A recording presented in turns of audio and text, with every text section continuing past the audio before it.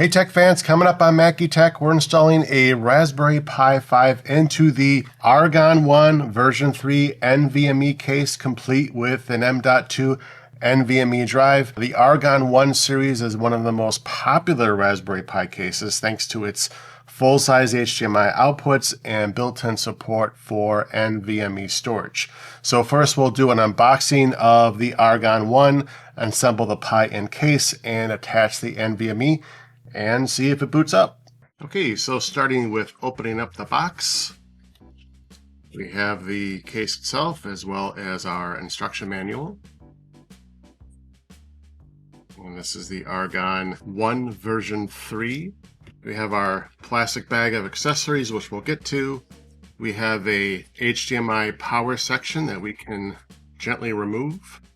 On the underside of the top section, we have the fan. We have our female GPIO headers. We have two mounting ports for our heat sinks. And if we turn it over, this is a magnetic case, so we peel it off and we have our GPIO headers with a very convenient GPIO pin layout for the Raspberry Pi 5. And this case is magnetic, so if you end up losing any screws, just check your case. It'll probably be attached to the top or the bottom. We also have jumper controls here for the power button. By default, the case is shipped, so you have to push the power button in to get the case to power on. If you put them to always on, then that means that anytime you plug in the power, it'll automatically turn on. You don't have to mess with the power button. So we're just going to leave those as off. So we do have to use the power button. And then if we flip it over, we have our USB-C, a 3.5mm audio jack, two full-size HDMI ports, our power button, Ethernet cutout, and two sections for our USB ports. If we look at the bottom, we have our two pogo pins here, which we'll talk about a little bit later, and of course our PCIe connection. And then if we flip it over, we have the compartment where we would secure our NVMe drive. In our accessories bag, we have two PCIe cables. One will be extra. We have our heat sinks, our feet pads for the bottom of the case, and a number of mounting screws. And here is the Raspberry Pi 5 that we'll be using. This is the 16GB model. And at the end here, we have our PCIe connection that we'll use. And one thing that you'll note here is that the Argon case does not come with its own power supply. You'll need to supply a USB-C power supply. Anyone that works with the Raspberry Pi 5 should be fine. Just make sure it's 5.1 volts and 5 amps, and you should be good to go. So with the boxing out of the way, let's go ahead and get the Raspberry Pi 5 mounted in the case, attach our PCIe cables, and secure our NVMe drive. All right, so first, take off the top of the case, get our HDMI power board. As we're connecting this, we want to make sure that this part goes into the USB-C and the other two go into the micro HDMIs, and we want to make sure that our HDMI ports are facing the back or facing the Ethernet USB portions. So we'll just gently push this in. You don't have to use a lot of force, but you do want to make sure that it's nice and snug. And you can always check by turning it over and seeing if it's aligned, which it looks like that it is. So we'll put that to the side. Then we will get our PCIe connector, or our PCIe cable rather, and we're going to attach this so that the copper side is facing up. So what we'll do is just gently pop up the latch so it's a little bit elevated like this. Insert this just like that, and then we will take our finger and then we'll just close the latch. So now we're going to seat the Raspberry Pi 5 into the top portion of the case, and the way we want to do this is we want to take this cable and just drop it over the top, and then we want to make sure that we align our GPIO pins with the female GPIO pins, and also note where our ports are going to come out. So if everything lines up, it should slide in very smoothly. Give it a little push, and if we're aligned, then our ports are all lined up perfectly like this. Sorry guys, I actually forgot to put the heat sinks on these, so I'm doing that right now. And then we want to flip this over so it's on its back, and as you can see, the copper side is showing, which is the way we want it to be oriented for the bottom portion of the case. So as before, we'll take our fingernail, lift up these edges of the connector. You can see we have a little bit of the copper side showing, which is fine. Okay, so now that we have the PCIe cable connected, we're going to secure the Raspberry Pi board to the case itself. Now that that's secured on the case, there's a couple of things I do want to point out here. So these two pogo pins, one is labeled 5 volt and another one is labeled ground, correspond to these contact points on the case itself on the other side, 5 volts and ground. So these two have to make contact in order for the power button to work and for the NVMe drive to work. So we'll just keep that in mind as we're positioning this over the top. And now we'll secure the case with a couple of screws. So now that the case is all snugged up, we should be able to power it on. But first, we have to put in an NVMe drive. For the NVMe, I had already tried using this 256 gigabyte HP EX900 Plus, which was actually not listed as being compatible on Argon's site.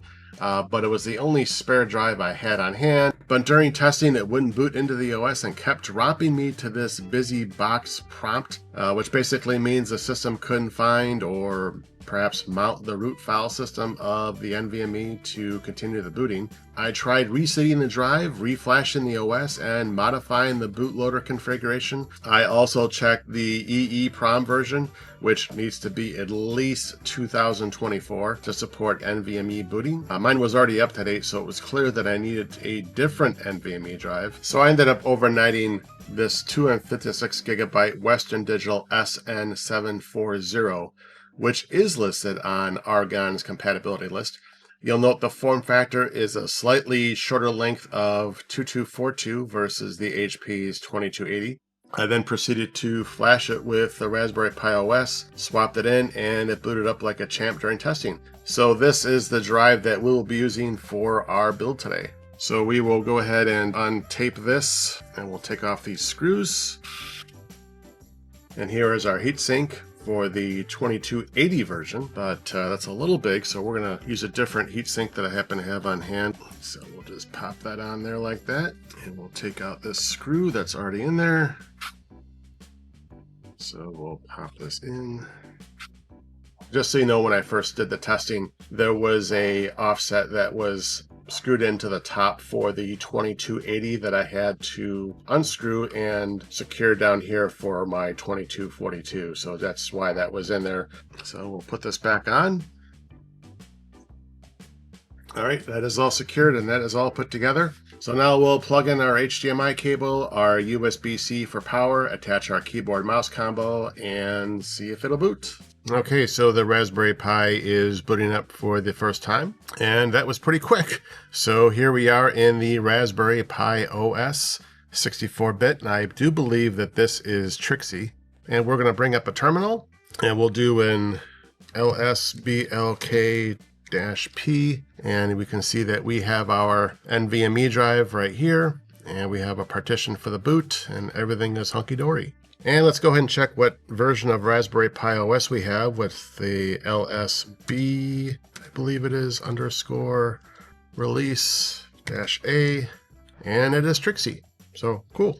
Now we're going to install a couple of scripts that were in the manual so that we can enable the case fan and for the power button to function correctly. And to be clear, these scripts aren't about enabling NVMe boot as it says in the manual. The Pi actually handles that on its own. The commands simply configure the Argon case's power button behavior, fan control, and power optimization for the NVMe drive.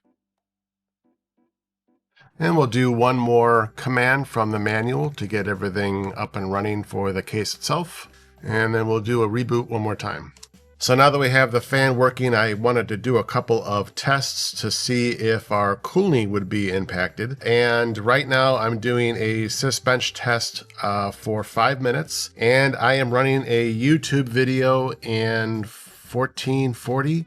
And the CPU temp is not getting above 50, 51, 50 degrees with both of these processes running. The fan is not even at 30% because according to the manual, the fan will kick on to 30% once the CPU temp gets above 55 degrees. And then at 60 degrees C, it'll go to 55%. And then at 65 degrees C, it'll kick on to 100%. So the fan is not even working right now. We're going to make this full screen, see what happens then. So this is the full screen, still only at 51 degrees. Oh, our sysbench is done, but let's do the sysbench again and just see what happens. All right, so we're getting about 53.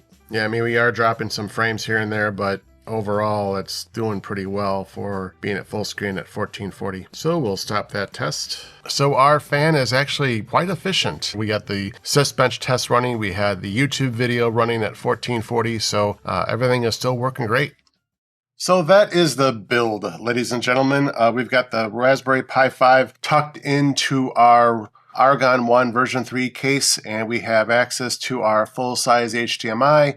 We have booted off of a very fast NVMe drive, and we have our fan that is dead quiet, even with moderate workloads. It's super convenient. I like this case because it's small, compact, very efficient, and easy to use. What case are you using for your Raspberry Pi 5? Let me know in the comments. I'd love to hear about what setup you're running. Anyway, that's going to wrap up another video. If you found this helpful, please feel free to give it a like, drop me a comment, and make sure you're subscribed to Mackie Tech for more home lab and Raspberry Pi builds like this one. And if you'd like to support the channel, you can become a YouTube member. You'll get custom badges, fancy emojis, and even shout-outs in an upcoming video if you so choose. Thank you all again for watching. A special thanks to my wonderful Patreon supporters, and we'll be talking to you again very soon.